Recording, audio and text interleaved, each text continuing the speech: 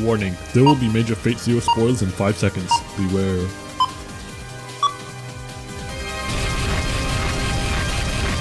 Bruh.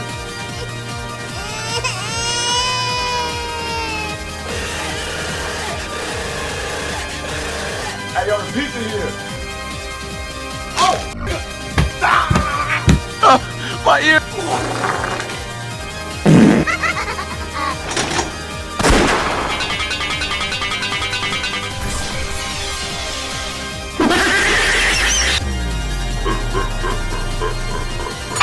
Baba Bowie. Baba Bowie. It's so sad Steve Jobs died of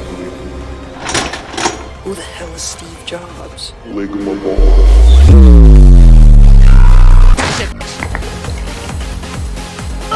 My ears burn!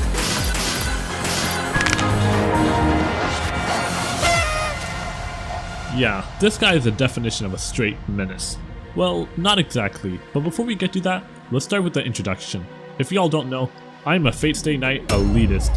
I think Shirou is the greatest protagonist ever, greater than Kiritsugu, but my man Kirei is still a goat. Oh, you want proof of it? Well... Look at this photograph! Photographic proof? Right here.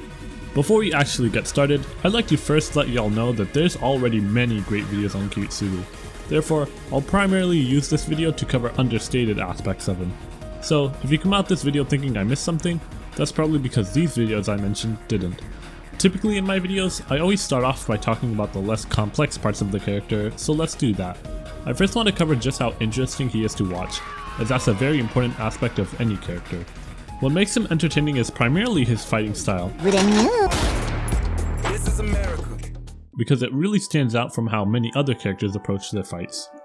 When you analyze most anime fights, you'll see that they always occur at close range as a direct attack. You also find that the winner of the fight depends on who is either physically stronger or who's mentally stronger. Although some anime like JoJo make their fights a game of strategy as well, overall, you'll find that most fights utilize the basic setup I previously mentioned. Now, while such fights can be entertaining, it can get pretty boring to see the same formula play out over and over. Enter Kiritsugu Emiya. Unlike Shirou, Kiritsugu actually understands his limitations, so when it comes to close quarter fights head on, he'll just try and pass on that. Well, most of the time. Also, instead of engaging in direct fights, we get to see Kiritsugu employ unconventional tactics that we rarely see in other action anime. Instead of getting up close and personal in his fights, Kiritsugu would much rather favor a long distance approach that eliminates any risk. There, he can hit his awesome 360 no-scope on these filthy casuals. Like, bro, fight back, what you doing? We also see that he isn't afraid to just run away from his opponent to formulate a new plan. Also, while many anime characters will rush into fights with no preparation, my man always remembers to stay strapped. That is, with every weapon he can get his hands on. If you try to pull out your dollar store pistol on him, he already got his rifle's barrel greeting you. What defines his unconventional fighting style the most is his willingness to fight dirty. He's completely fine with blackmailing you or launching surprise attacks on you. Surprise, motherfucker. Hell, even if you're defenseless, you ain't safe from the grind set. When you watch enough anime, you'll eventually just grow tired of conventional fights, where they're always head-on in a test of strength, without the good guys using underhanded tactics. However, Kiritsugu always makes sure to keep his fights fresh, because I've never seen anyone fight like him, besides of course my man Joseph Joestar. Because Kiritsugu's way of fighting is unique, that inherently makes him and his fights just more interesting to watch. However, clearly the most underestimated part of his character is that my man has one of the best backstories in all of anime. We should first start off by discussing the duration of it. That's quite big. I mean, like, it's a whopping 2 episodes in length. Not many other series will make that commitment. This duration is especially needed for Kiritsugu because, so far, we've seen all the messed up stuff he's done, and now this backstory needs to come in to actually allow us to understand where he's coming from. And to do this task, the backstory needs to be long enough so that the viewer actually has time to empathize with him and what he's gone through. If his backstory was a quick rundown lasting only 5 minutes, it may let us logically understand him, but there's no emotional punch to it, and you don't get enough time to sympathize with his tragedy. So yeah, how many other backstories do you see with that same length? Not many. But the next greatest part that truly distinguishes Kiritsugu's backstory from others is the quality of it. Nice. Primarily, we see its quality in its cinematography and its music. Both these things just help any scene in general with immersion and emotion. As for how they are well utilized in Kiritsugu's backstory, I mean, just look at how great these two scenes are directed. There's not really any explanation needed. Such scenes really help with Kiritsugu's backstory in that they not only keep you immersed thanks to how great the scene looks, but they especially help in critical scenes that are supposed to help you empathize with them. Otherwise you'd be like, Yo, this is the funniest shit I've ever seen in What is this doing though? But of course, the content of the backstory is what really helps Kiritsugu. I'm gonna skim over this part as others have covered it quite better, but we directly get to see how he became this cold-hearted utilitarian that was willing to kill those closest to him. Because, after all, he saw firsthand the horrors which occurred when he didn't. All he needed to do was kill Shirley, the girl he loved, but he wimped out. That led to the entire village being destroyed. This traumatic event at such a young age really must have imprinted onto him the idea that he must be willing to kill the few to save the many, even if those few include the ones he loved. We also see in his backstory the reason why he so desperately seeks the Holy Grail. In his backstory, we get to see that despite how many bad guys Kiritsugu sends to the game over screen, tons of pointless death still occurs all around him, and my man can only sit there and watch. We see in the backstory how much he hates this fact, so when he finally gets the chance to stop pointless death by using the Grail to end war, obviously my man will take that without looking back. Related to this, one must also remember that Shirley also told Kiritsugu that, そう、世界を変える。君ならできる。 considering this is one of the final things she said to Kiritsugu before she died, Change the world. My final message. Goodbye.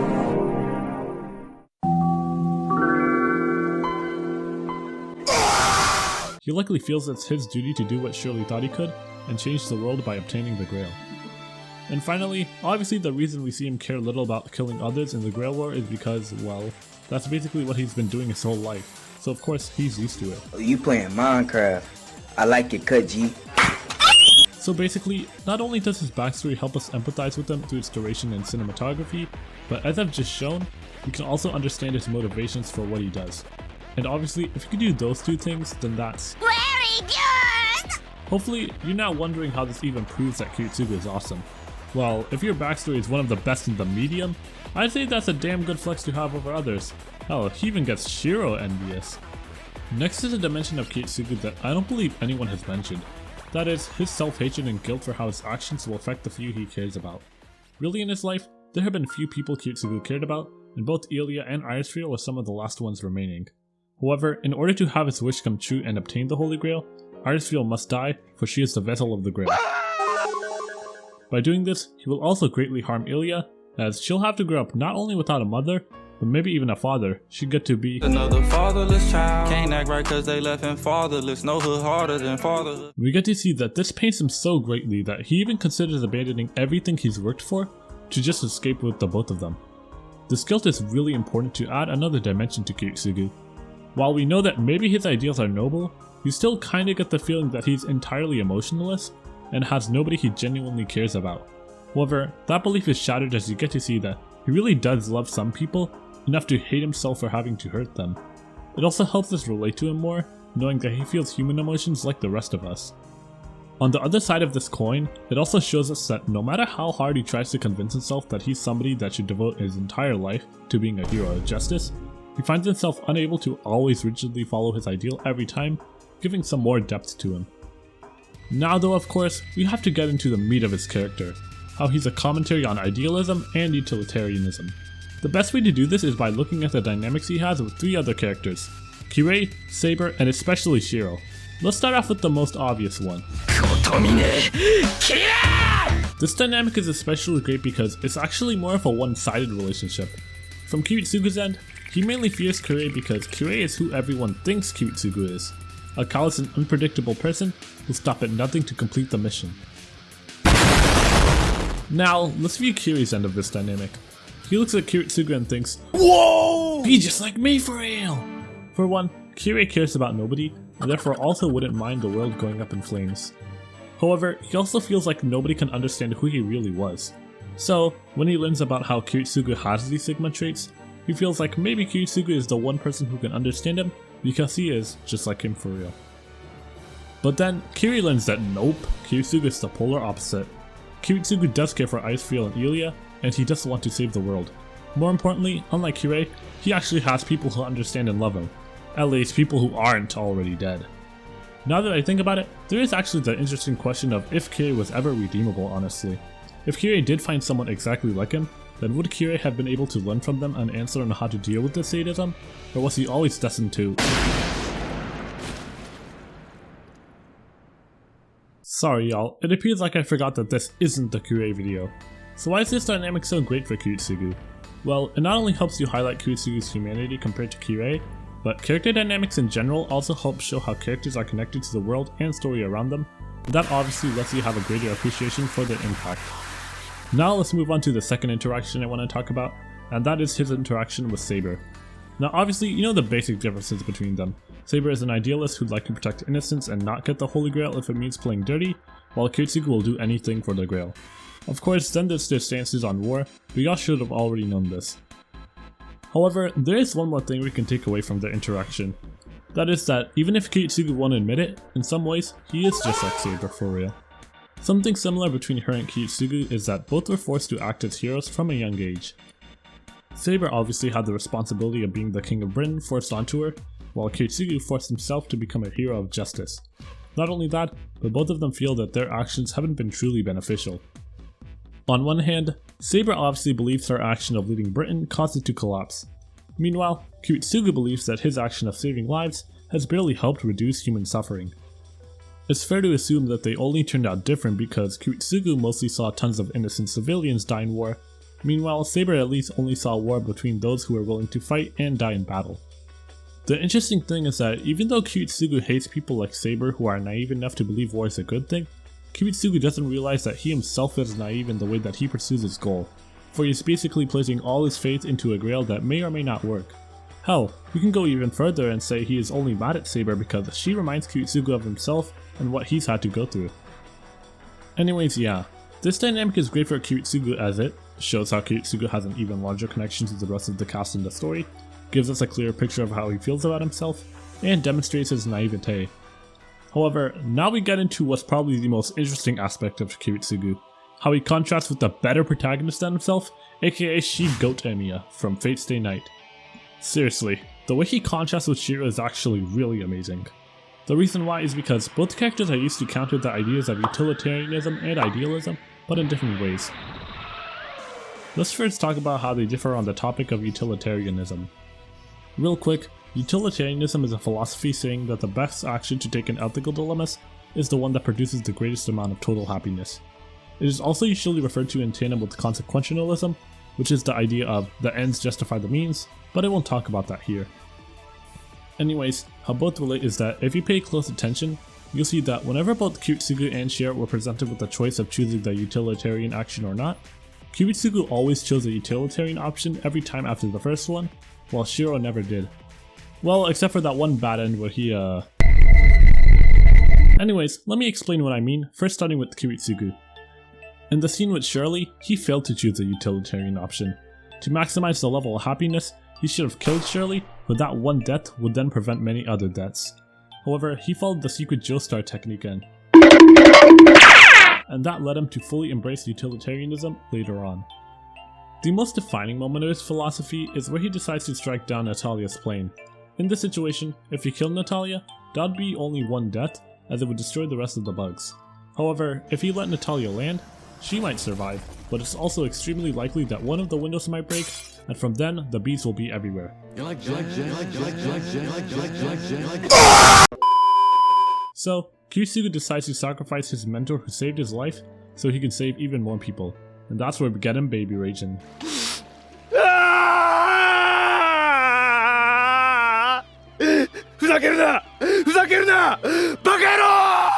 Finally, Kiritsugu makes another utilitarian choice at the end of fatezero.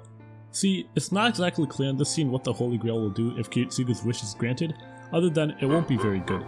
However, I believe this scene right here, with Kiritsugu, Ilya, and Icefield, is supposed to imply that Kiritsugu can also use the Grail to bring back Icefield and make them a happy family again, but at the cost of the whole world's life. Or at least, that's what this dialogue seems to imply.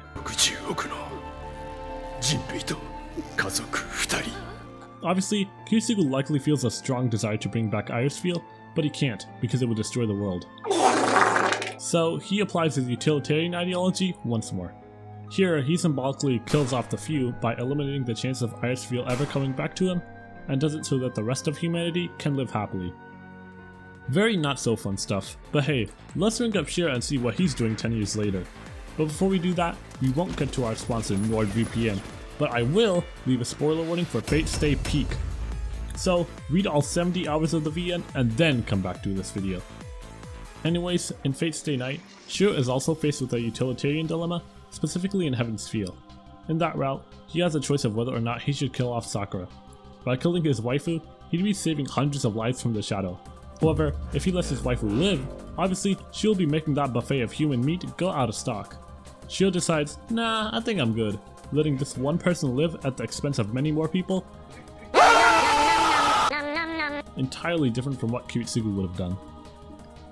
However, what's amazing is that even if Kiritsugu and Shirou have different ideas on utilitarianism, they both discourage it by channeling the same dilemma. That dilemma is, when you're choosing to sacrifice the few to save the many, what if the few includes your loved ones? Well, we know Kiritsugu would sacrifice those loved ones, but Shirou and Heaven's Feel wouldn't. Now, how do both characters discourage utilitarianism using this dilemma? Well, let's just look at the condition of the person who sacrificed his loved ones, and now compare that to the one that didn't, and you see why. Now of course, both characters are also a commentary on idealistic beliefs.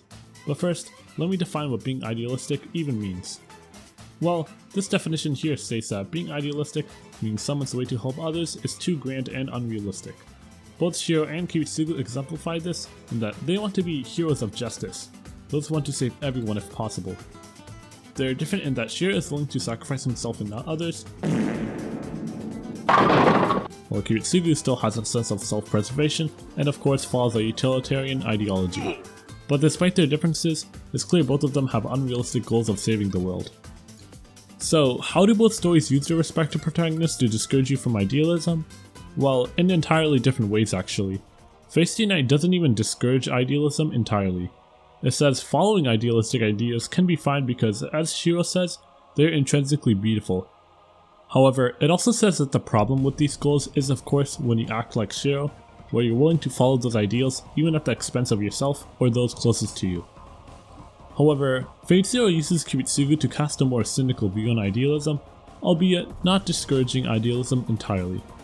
While it also does touch on how you'd be hurting your loved ones by following your ideals and how that's bad, I think it focuses even more on the idea that whatever idealistic goal you have is very likely to never be realized, and that everything you've sacrificed would have been for nothing. Kiritsugu learns this firsthand. He's had this idealistic goal of saving the world ever since that day his childhood was destroyed, and has sacrificed a lot to try to obtain it. He literally used his entire life to try to save as many people as he could, hoping that one day he could make his goal of saving everyone a reality. With the realization that the Holy Grail could grant his wish, he pursued it with all he had, and even sacrificed his own wife in the process. You ain't from Michigan if you never done this before. However, he learned it was all for nothing. Despite all the time and people Kiritsugu sacrificed, the Holy Grail was corrupted and couldn't save the world. This had to cause him to give up on his idealistic dream of saving the world. After all, if this Grail heralded to grant any wish couldn't do it, then really nothing can. However, he could have stuck to only being a hero of justice wanting to save as many as possible, right? It's still pretty idealistic for him to commit his life to, but it's not as naive as saving the world. However, Kiritsugu learns another painful lesson on the same day. Even if he tries his hardest to save others, there will always be some events he is powerless to stop. After all, as he tries to destroy the Grail, he finds that it makes the Grail that could get much higher start leaking, which eventually engulfs the whole city in fire, killing at the very least thousands. To Kiritsugu, this scene must have reminded him of that day in the village, where he sees destruction on an even larger scale than previously right before his eyes that he also caused by not scrutinizing the situation properly. So, not only did he have his ideal of saving the world crushed, but he also had to see an event he was powerless to stop that was eerily similar to what happened back then. Both these events must have completely broken him, causing him to give up his ideas of being a hero of justice.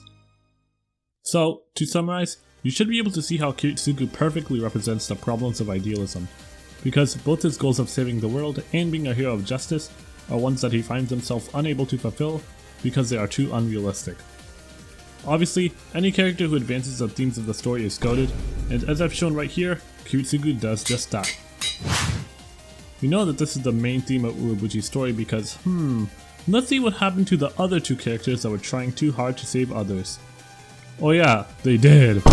Did it hail. But if this seems like a huge downer, then hey, at least go Kobe, where Kiritsugu's conclusion is actually really important to the story. A better YouTuber than me, Alexander, has said in one of his videos that fatezero wouldn't have been nearly as good if it was extremely dark. That video is sadly not up anymore, but I agree. If there was no levity, then there would be no way for the show to inspire us, and it'd only discourage us from doing the right thing. Alexander in that video focused on how Iskander and Waver's relationship helps with that, but here I want to talk about how Kiritsugu and his conclusion helps. See, at the end of fatezero, Kiritsugu has seen both his idealistic ideas completely shattered. Not only that, but the fact that he'd indirectly caused the fire is likely reminding him of how nothing has changed at all from that time in the village, where his inaction led that whole village to die. So obviously, he would be feeling not very good right now. However, if he can find just a single survivor, then that means things are different from back in the village, and that he does have the power to save the lives of others from this tragedy. And thankfully for him, he does find that one person, Shirou Emiya. And after that, well, even if he can't go back to Ilya, he at least has Shirou. For all the chaos that's happened in his life, and all the people he lost, he can finally live a somewhat normal life, without having to worry about losing those closest to him. Then, at the very end of his life, Kiritsugu finds peace. He still does lament over how he couldn't be a hero of justice, but Shirou says that he'll become one in his place. For Kiritsugu, even if this isn't himself accomplishing his wish, he can at least know that it'll be continued by Shirou, and hopefully in a much healthier way than Kiritsugu did it. Knowing that maybe all his work wasn't for nothing, Kiritsugu takes his final breath, watching the moon. So yeah, while it is sad that he still loses Ilya, it's still much more of a happier end than you'd expect from my man. But of course, why does this help the series?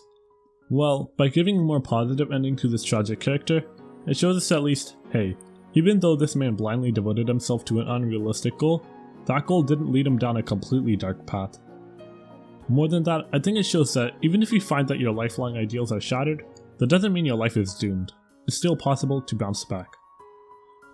I think that even though fatezero is an immensely dark story, it still has some positive messages to take away like what I just mentioned, so that after finishing the show, the audience can still be optimistic, but just remember to keep that optimism in check. And of course, considering Kiritsugu helps with that message through his conclusion, it just certifies him further as a GOAT. And so ends the chapter on Kiritsugu. So let's see, is there anything I forgot about him? Well, he likes killing lollies, that's pretty based. Even though his theme didn't make it into the anime, it's still pretty cool. Oh yeah, by the way, his fight against Kirei is the best fight in all of Fate, don't at me. But other than that, yeah, that's pretty much it. I hope y'all enjoyed this analysis and were able to actually find something new to appreciate about Kiritsugu. I know I did. Before making this video, he was like my 7th favorite protagonist. Now he's probably like my 3rd, funnily enough. Oh yeah, one more thing. I have a new Discord server! The link to it is in the description and pinned comment. Now, to end off this video, if you're wondering what my next video is, well...